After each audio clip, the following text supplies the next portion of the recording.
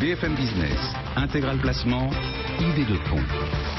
Et oui, on vous apporte des idées de fonds de gestion dans lesquelles investir avec notre guide Frédéric Picard. Bonjour Frédéric. Bonjour Guillaume. Le président de MyFlow, bienvenue sur le plateau de BFM Business. Frédéric, vous établissez chaque mois la liste des fonds les plus recommandés par les conseillers en gestion de patrimoine à leurs clients. Vous allez nous dire quels sont les fonds les plus recommandés, notamment sur les toutes dernières semaines. Déjà, cette liste, quels sont vos instruments? Comment parvenez-vous à établir la liste des fonds les plus recommandés aujourd'hui par les conseillers en gestion de patrimoine?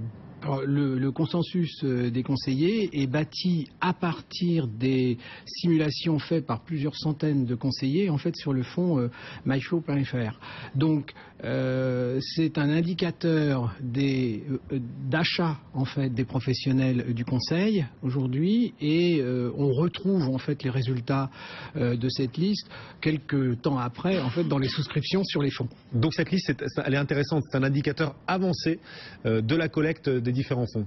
Exactement, c'est-à-dire que les simulations faites sur l'outil sont les tendances que les conseillers financiers vont en fait proposer en fait à leurs clients, soit en termes d'achat, soit en termes d'arbitrage. Alors justement, depuis un mois, depuis la dernière fois qu'on s'est vu sur BFM Business il y a un mois, quels sont les grands changements? Est-ce que la hiérarchie des fonds conseillés a été chamboulée?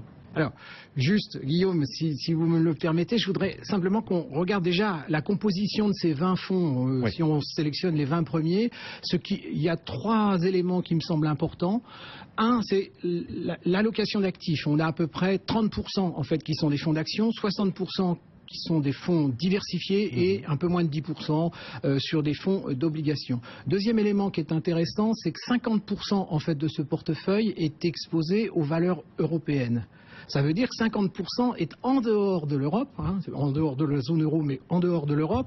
Donc on a bien chez les conseillers aujourd'hui une volonté de diversification internationale. Ça me semble important. Et troisième élément, c'est que depuis quelques mois, on s'aperçoit que les conseillers se renforcent auprès des sociétés qui étaient déjà dans la liste. Ça veut dire qu'en fait, on renforce les leaders. À cet exemple, je prendrais par exemple la société DNCA Finance, qui n'a pas moins de 3 fonds en fait aujourd'hui dans cette sélection, Eurose, DNCA évolutif ou Centifolia. Voilà, des fonds très connus, mais voilà, qui sont présents en fait dans cette liste. Les conseillers en gestion de patrimoine donc renforcent les fonds dans lesquels ils étaient déjà exposés, les fonds qu'ils avaient déjà conseillés à leurs clients, ils s'y renforcent.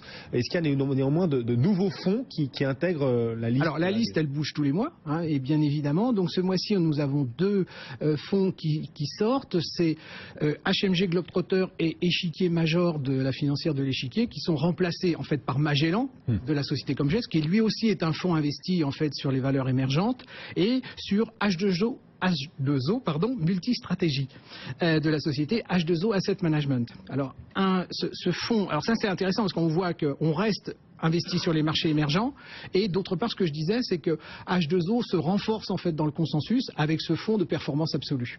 Ouais, ce qui signifie aussi qu'on a de nouvelles tendances dans les méthodes de gestion, y compris dans les conseils des conseillers en gestion de patrimoine à leurs clients pour naviguer dans cet univers boursier.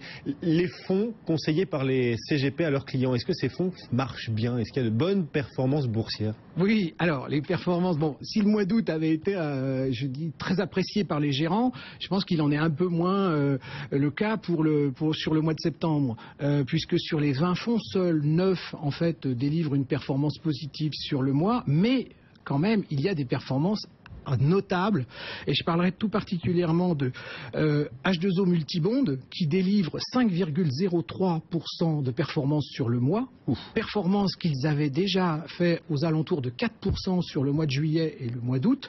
De la même manière, le nouvel entrant H2O Multistratégie délivre une performance de 4,68%. Ces 2 fonds délivrent respectivement depuis le début de l'année 29,28%, je regarde, surperforme largement, et 27,67%. Ça représente, pour que nos auditeurs comprennent bien, c'est 3% de rendement mensuel depuis le début de l'année.